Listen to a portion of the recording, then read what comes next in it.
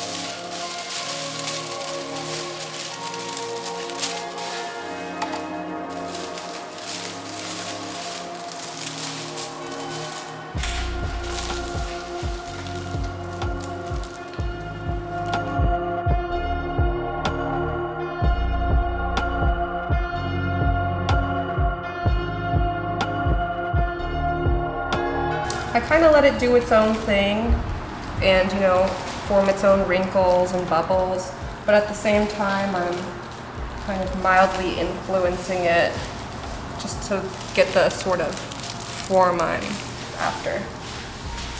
This first layer takes about a day to dry. It'll be fully cured in 24 hours. And then the next layer will be another layer of resin over the top.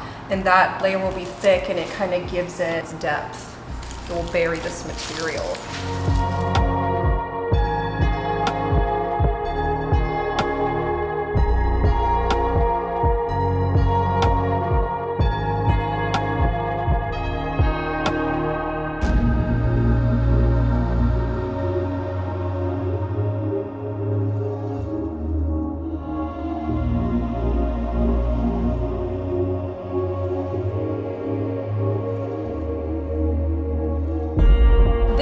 Is called Soul, and it's my sun piece. I was playing again with the light shaded halo effect that goes on here. This yellow cellophane is really a cool material because it really activated the underpainting in surprising ways that I did not expect.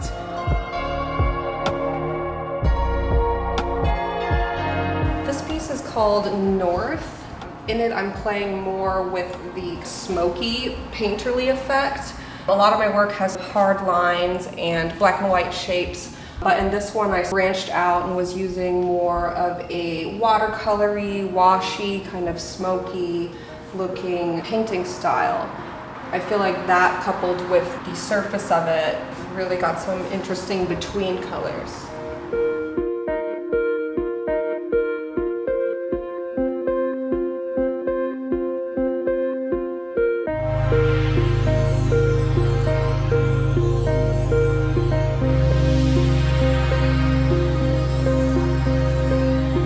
This piece is titled Nevada. I grew up in Nevada, and it's kind of me playing with the idea of the shapes and the topographies and really just kind of literalizing that in this painting. I feel like it's just as much about California as it is Nevada, because it's very much about these boundaries, these borderlines. My work is very much about interstitial spaces. I felt like this painting kind of encapsulated that. So I sort of see myself making like a topography, almost like an abstract, alien, otherworldly topography. And it's really about making the color very physical.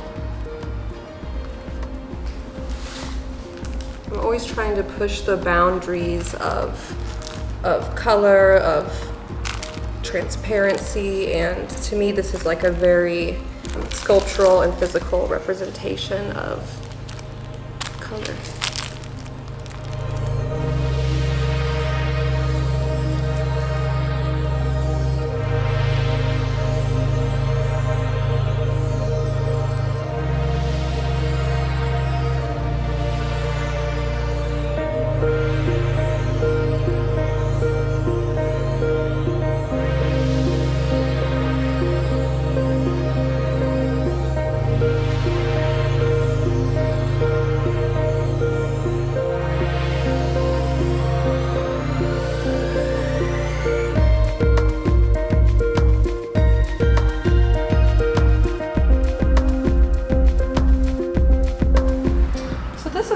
sculpture piece that I made, just utilizing the different pieces kind of coming off the painting plane and making these paintings more in physical space. This one's just in pieces right now. It's not totally assembled, but as you can see, I'm sort of playing with that shadow image and the dark and the light and seeing the piece through a looking glass, through another lens.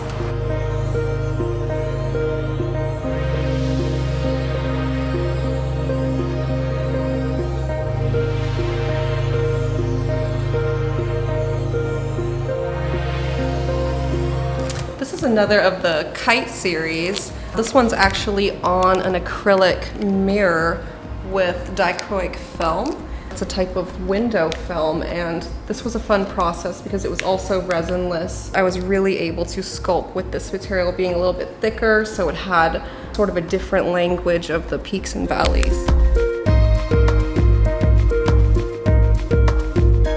This is a series I did on clear acrylic panels. They were ready-made panels, and I just wanted to play with the transparency a little more.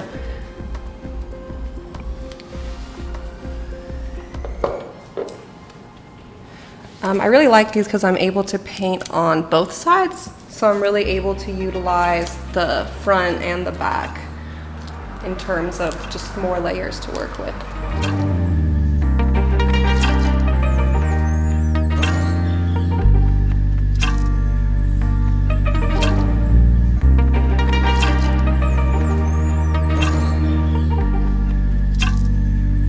This is a new small series of paintings, my most recent works, that are playing with a new kind of film. It's actually for cars. And it's just more flat and playing with, again, the shadow, the light and dark, and different transparencies.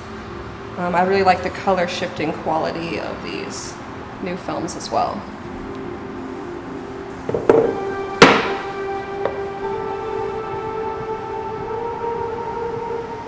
These ones are actually self-adhesive wrap films, so there's no resin in these at all. This is just sort of playing around with a resinless process.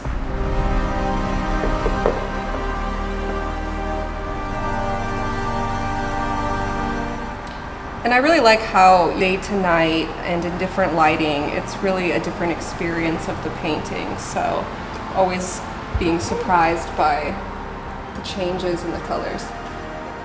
This is a series I did of kite-shaped pieces on acrylic plexiglass. This was a shadow, darker colored plexiglass, so I was playing again with the shadow and the light, seeing how this material would react to the dark surface.